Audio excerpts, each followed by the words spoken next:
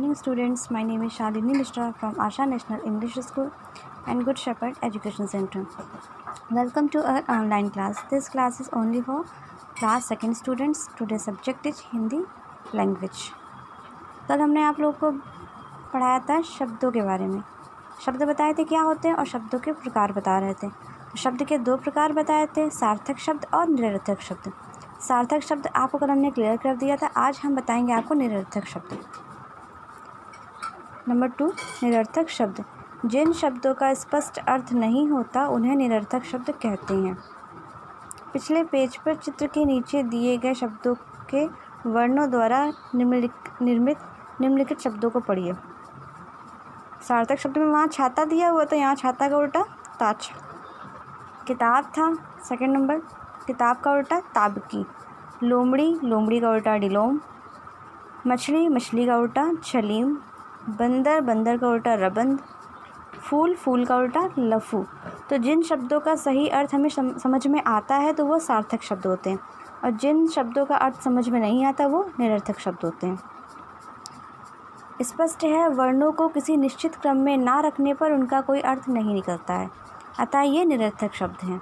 अतः शब्द को लिखते समय वर्णों का प्रयोग उचित स्थान पर करना चाहिए. समझ में आ गया सार्थक शब्द और निरर्थक शब्द. अब हम इसके आगे पढ़ते हैं वाक्य.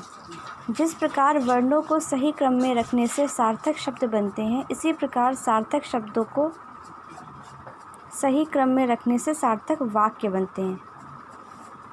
जैसे रोहित तैर रहा है, ये रोहित है और ये पानी में क्या कर रहा है, तैर रहा है. सेकंड नंबर, विवेक सो रहा है. चित्रों के नीचे लिखे वाक्यों में सार्थक शब्दों को सही क्रम में एक साथ लिखा गया है, जिसके कारण इन वाक्यों का अर्थ स्पष्ट हो रहा है. अब इन्हीं सार्थक शब्दों द्वारा निर्मित निम्नलिखित वाक्यों को पढ़िए. है रोहित रहा तैर, ये कोई सही तो वाक्य बना नहीं, तो ये निरर्थक वाक्य हो गया. सेकंड नंबर, सो है विवेक रहा, ये भी गलत वाक्य हो गया. हमने देखा कि इन वाक्यों में उन्हीं सार्थक शब्दों को गलत क्रम में एक साथ लिखा गया, जिसके कारण उनका भी कोई अर्थ स्पष्ट नहीं हो रहा. अतः जिन शब्दों का कोई अर्थ निकलता है उसे सही क्रम में रखने से ही सार्थक वाक्य बनते हैं. हम बातचीत में सार्थक वाक्यों का प्रयोग करते हैं. इन्हीं वाक्यों से हमारी भाषा बनती है.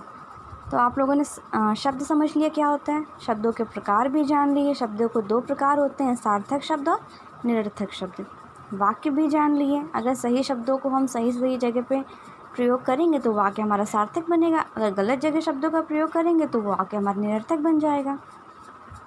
तो आज आप लोगों ने शब्द और वाक्य को अच्छी तरह से समझ लिया. घर में इसको आप लर्न करेंगे, फिर से प्रैक्टिस करेंगे. इसके आगे कल हम आपको इसकी एक्सरसाइज पढ़ाएंगे. Thank you.